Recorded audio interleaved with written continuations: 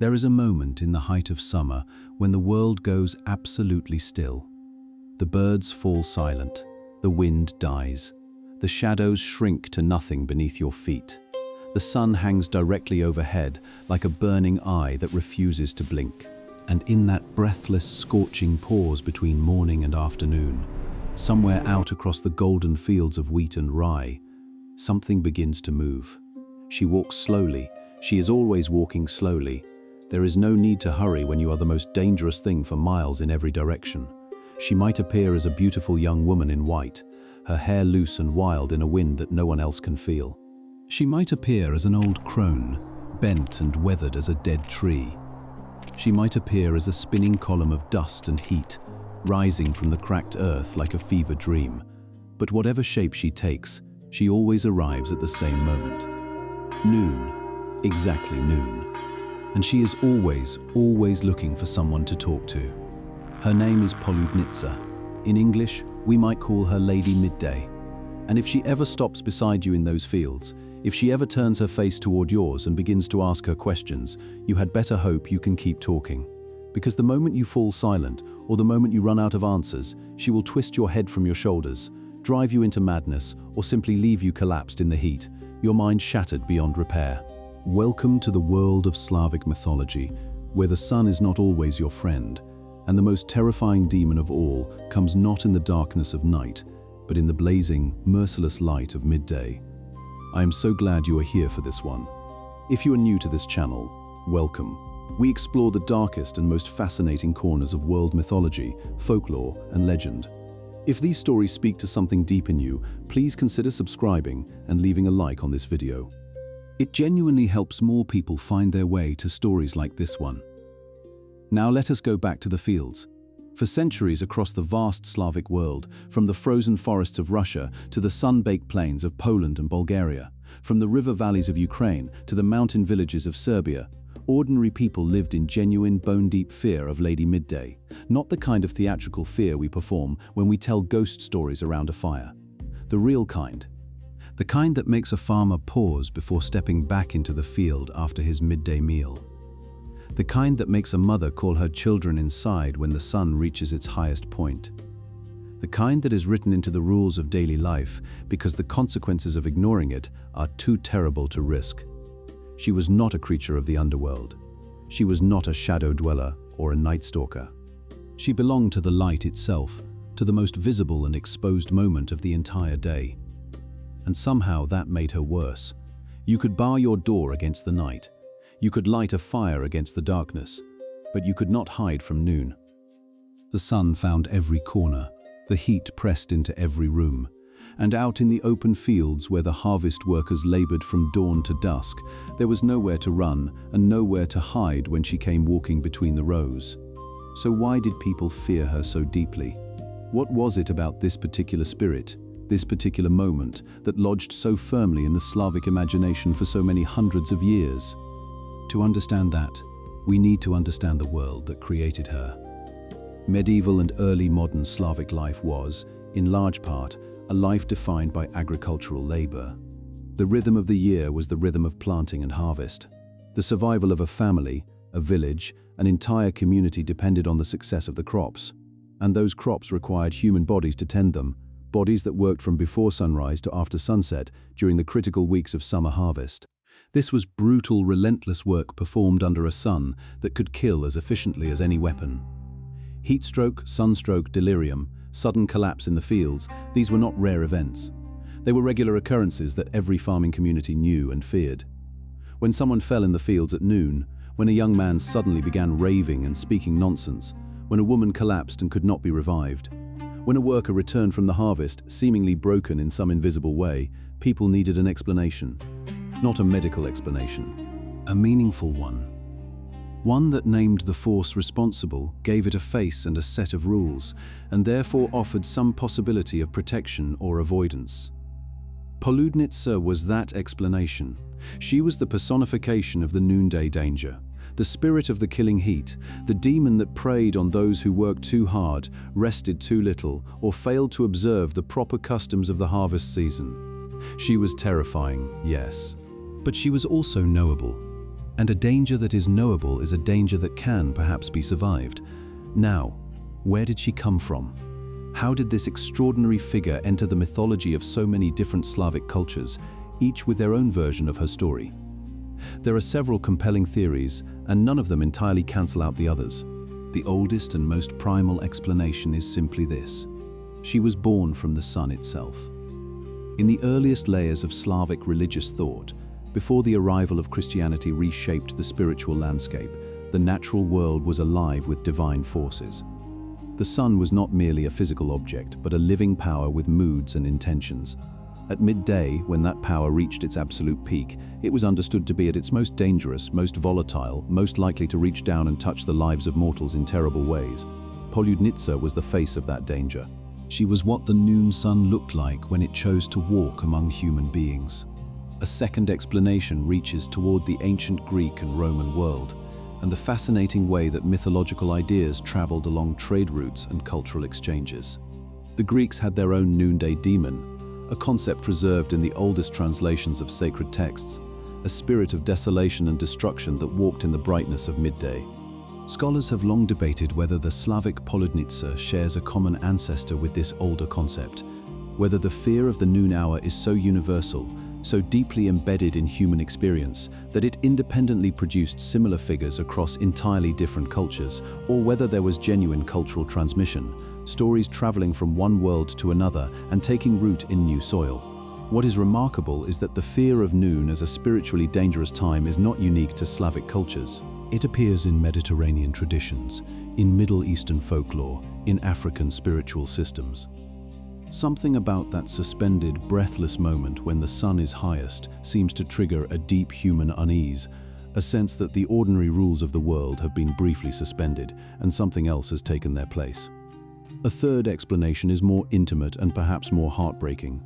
Some scholars of Slavic folklore suggest that Poludnița began not as a cosmic force, but as a human story, specifically as the story of women who died during harvest time, women who collapsed in the fields, women who lost their minds to the heat, women whose suffering was so visible and so common that their spirits were imagined to linger in the very place where they had fallen. In some regional versions of the legend, Poludnița is described as the ghost of a young woman who died on her wedding day, or a bride who was abandoned and went mad with grief, or a woman who took her own life and whose restless spirit could find no peace. In this reading, she is not simply a force of nature but a figure of tragedy. Her cruelty, a reflection of her own suffering. Her endless questions a desperate attempt to connect with the living world she can no longer fully inhabit. And then there is a fourth explanation, one that sits at the intersection of psychology and folklore. Poludnița may be, at least in part, a projection of the psychological dangers of extreme labor. The dissociation, the hallucinations, the sudden irrational behavior that can accompany severe heat exhaustion look, from the outside, exactly like a person who has been visited by something supernatural. They speak strangely, they cannot follow a simple conversation, they seem to be responding to something no one else can see. If you are a medieval farmer watching your companion behave this way, the simplest and most terrifying explanation is that something got into them. Something found them in the fields and took hold of their mind. Poludnița is what that something looked like, but whatever her origins, the legends that grew up around her are extraordinary. Let us step into them. In the Russian tradition, she is most commonly described as a beautiful young woman dressed entirely in white, appearing suddenly among the rows of wheat or rye at the stroke of noon.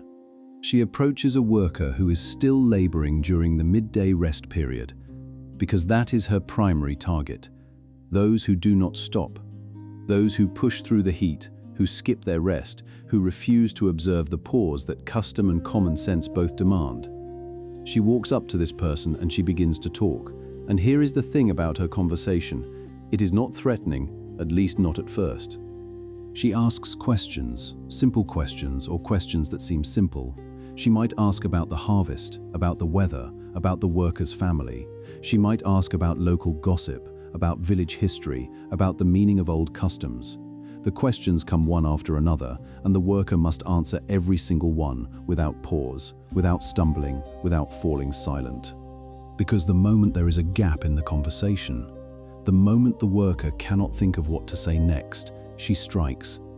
In some versions, she twists the person's head until their neck breaks. In others, she drives them into madness, leaving them babbling and broken in the field. In still others, she simply takes them, and no one ever sees them again. There is a deeply unsettling logic to this particular form of torment. The endless conversation that you must maintain or die is a perfect metaphor for the impossible demands of harvest labor itself. You must keep going. You must not stop. You must produce, answer, perform endlessly and without rest, or something terrible will happen. Poludniца holds up a dark mirror to the very conditions that created her. In the Polish tradition, she is called Poludnica, and she takes on a slightly different character. She is sometimes described as an old woman rather than a young one, and her questions have a more riddle-like quality. She poses impossible problems, asks about things that have no answer, traps her victims in logical paradoxes from which there is no escape. She is less a spirit of raw heat and more a spirit of mental unraveling, of the way extreme exhaustion can make the mind turn against itself. In Bulgarian and Serbian traditions, she appears as a whirlwind, a spinning column of dust that moves through the fields at midday. She can enter a person through this whirlwind, possessing them rather than conversing with them, and the result is the same kind of sudden, inexplicable madness. In these versions, the protection against her involves specific prayers, specific gestures, or the carrying of certain protective herbs. Iron was said to repel her in some regions. The sound of bells could drive her away. A person caught in her whirlwind might be saved if someone nearby knew the right words to speak. In Ukrainian folklore, she sometimes appears as a dust devil that spins through the grain fields during harvest, and workers were warned never to look directly at it, never to stand in its path, and above all, never to be caught working alone when it appeared. The communal nature of harvest work was itself a form of protection, because Poludnița preferred solitary victims. There is something deeply human in that belief, the idea that community itself is a shield against the most dangerous forces in the world. Now, some of the most vivid and specific accounts of Poludnița come not from ancient texts, but from the ethnographic records compiled by 19th century scholars who traveled through rural Slavic communities and wrote down what ordinary people believed. These collectors, working in the tradition of the great folklore gatherers of their era, recorded testimonies from farmers, village elders, and country priests that paint a remarkably consistent picture of the demon across vast geographic distances. One account from a Russian province describes a woman who was working alone in the fields during harvest when she saw a figure approaching across the wheat. The figure was dressed in white and moved strangely, as if the ground beneath her feet did not quite exist. The woman was frozen with terror, but managed to remember what her grandmother had told her. Keep talking, no matter what, and do not let the conversation stop. She talked for what felt like hours, jumping from topic to topic, telling stories, reciting prayers, describing her children, her house, her garden, the history of her village, anything she could think of. And then, as suddenly as it had appeared, the figure was gone. The woman collapsed from exhaustion and heat, but she was alive. She was sane. She had survived Lady Midday. What I find extraordinary about accounts like this is the way they capture something genuinely true about human survival under extreme conditions. Talking, narrating, maintaining a thread of language and meaning is one of the ways human beings keep themselves grounded when their minds are beginning to slip. The folk wisdom encoded in the Poludnița legend, keep talking, do not stop, do not let the silence take hold, is not entirely without psychological validity. At this point in our journey through the legend of Lady Midday, I want to pause and ask you something. What do you think she represents? Is she the personification of natural danger? The human mind's attempt to give a face to the killing heat? Is she the ghost of women whose suffering was never properly acknowledged? Is she something older, a remnant of pre-Christian spiritual belief that survived by transforming itself into something the new world could not quite erase? Leave your thoughts in the comments below. I read every single one, and the conversations that happen there are genuinely one of the best parts of making these videos. Your interpretation matters, because here is where the story gets even more layered. Poludnița is not simply a monster, she is a symbol and a remarkably complex one. On the most obvious level, she symbolizes the danger of the natural world, the way that the very forces that give life, the sun, the heat, the long summer days that ripen the grain, can also take life away. She is the shadow inside the light, the death inside the abundance. Every harvest is also a gamble, and she is the cost of losing. But she also symbolizes something about labor and its limits. Her primary targets are those who do not rest, those who push past the midday pause that custom demands. In a world without any formal protections for workers, without any institutional recognition of the human body's limits, Poludniца enforced those limits herself. She was the supernatural enforcement of a rule that made practical sense. In the height of summer heat, stop working at noon. Rest, drink water, seek shade. The demon was, in a strange way, on the side of human survival, even as she threatened it. She also symbolizes the danger of isolation. She seeks out those who are alone. She is most powerful when no one else is watching. This is not just a practical observation about the vulnerability of solitary workers. It is a statement about the nature of community itself, about the way that human beings need each other not just for labor, but for protection against the forces that would unmake us. And in her female form, in the specific way that she is almost always described as a woman, she carries a more complicated set of meanings. She is beautiful and dangerous. She is old and terrifying.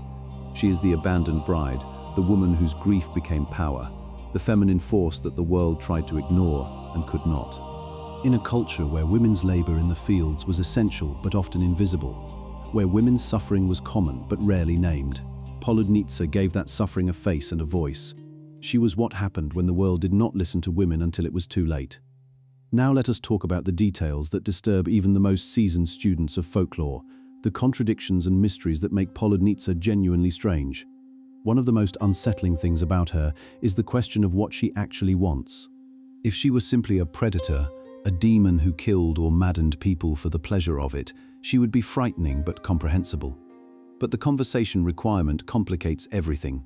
She does not simply attack. She engages. She asks questions. She seems to need the interaction, as much as she needs the victim. What does that tell us about her nature? Some scholars have suggested that she is, at her core, a spirit of loneliness. That the endless questions are not a test or a trap, but a genuine, desperate attempt to connect, to be known, to have someone hear her. In this reading, she is not cruel by nature but by circumstance, a being condemned to walk the fields forever, unable to truly touch the human world she moves through, seeking conversation because conversation is the closest she can come to the human contact she craves. The death or madness she causes is not intentional. It is simply what happens when a mortal mind tries to sustain contact with something that exists outside of mortal limits. There is also the question of her relationship to time. She is bound to noon with an almost mechanical precision. She cannot appear before noon. She cannot remain after noon has passed. This extreme temporal specificity is unusual even in the rich world of Slavic supernatural beings. Most spirits have more flexible domains, but Poludnița is locked into that single hour with a rigidity that suggests something almost mechanical about her existence. She is not free. She is bound. And there is something quietly tragic about a demon who is as much a prisoner of her nature as her victims are of their fear. In some regional traditions, there are accounts of people who managed to trick Poludnița. A clever farmer who kept her talking about a single subject for so long, weaving such an intricate and detailed account of, say, the proper way to repair a fence or the history of a particular field boundary, that noon passed before she could find a gap in the conversation. When the hour ended, she was forced to leave, and the farmer walked home shaken but alive. These stories have the quality of folk humor, a dark, dry wit about the possibility of outwitting supernatural danger through the very human gift of being able to talk endlessly about nothing in particular. And then there is the question of what happened to Poludnița as the world changed. With the spread of Christianity through the Slavic world, the old spirits and demons did not simply disappear. They transformed. They were reinterpreted, demonized in new ways, or quietly absorbed into the margins of the new religious landscape. Poludnița survived this transition remarkably well, perhaps because she was so deeply embedded in the practical realities of agricultural life that no amount of theological change could entirely erase her. She appears in church records as a demon to be warned against. She appears in folk prayers and protective charms that blend Christian language with much older spiritual logic. She became, in a sense, a demon that both the old world and the new world could agree to fear. Her legacy in the modern world is fascinating and surprisingly rich. She inspired one of the most haunting pieces of classical music ever written, a tone poem by a Russian composer that captures in sound the breathless, suspended terror of the noonday hour, the sense of something approaching across an open field, the way the world goes still before something terrible happens. Even listeners who know nothing about Slavic folklore have described feeling a deep, inexplicable unease when they hear it, as if the music is reaching past the conscious mind and touching something older and more primal. She has appeared in literature, in poetry, in visual art, in the work of painters who tried to capture that figure in white walking through the golden grain. She has inspired writers across multiple centuries and multiple traditions, each finding in her story something that speaks to their own time and their own fears. In the 20th century, as scholars began to take folklore seriously as a window into historical experience and collective psychology, she became a subject of genuine academic fascination. A figure whose persistence across so many cultures and so many centuries suggested that she was touching something real and deep in human experience. And she is still alive in the imagination of people who grew up with these stories. There are communities across the Slavic world where grandmothers still tell their grandchildren about Lady Midday, not necessarily as literal belief, but as a story that carries something true about the danger of the sun, the importance of rest, the need to stay connected to other people, and the way that the world is full of forces that do not care about your plans or your ambitions or your deadlines. She is still walking in those fields. She is still asking her questions. And somewhere in the back of the human mind, in that place where old fears never quite die, we still know the answer to what you should do if you see a figure in white moving toward you across the noon-bright grain. Keep talking. Do not stop. Do not let the silence in, because the silence is exactly what she is waiting for. And as the sun hangs at its peak, and the shadows disappear, and the world holds its breath in that terrible suspended moment, remember this: she has been walking those fields for 1,000 years. She was walking them before anyone thought to write her name down. She will be walking them long after every story about her has been told and retold and forgotten and rediscovered. She does not need to be believed in to be dangerous. She never did. The heat is real. The silence is real. And in the blazing, merciless heart of a summer noon, something is always, always watching. If this story reached into you and pulled something loose, if you found yourself glancing toward the nearest window to check the position of the sun, then Lady Midday has done exactly what she has always done. She has made you pay attention. Please leave a like on this video if it moved you, and subscribe if you want to keep walking into these ancient, shadowed places together. And now I want to hear from you in the comments. What do you think Poludniца truly is? A force of nature given a face, the ghost of forgotten suffering, a warning encoded in myth, or something else entirely, something that does not have a name yet? And tell me, which creature, which legend, which forgotten corner of world mythology should we explore next? Every suggestion is read, and the best ones become the next journey. The stories are waiting. So are we.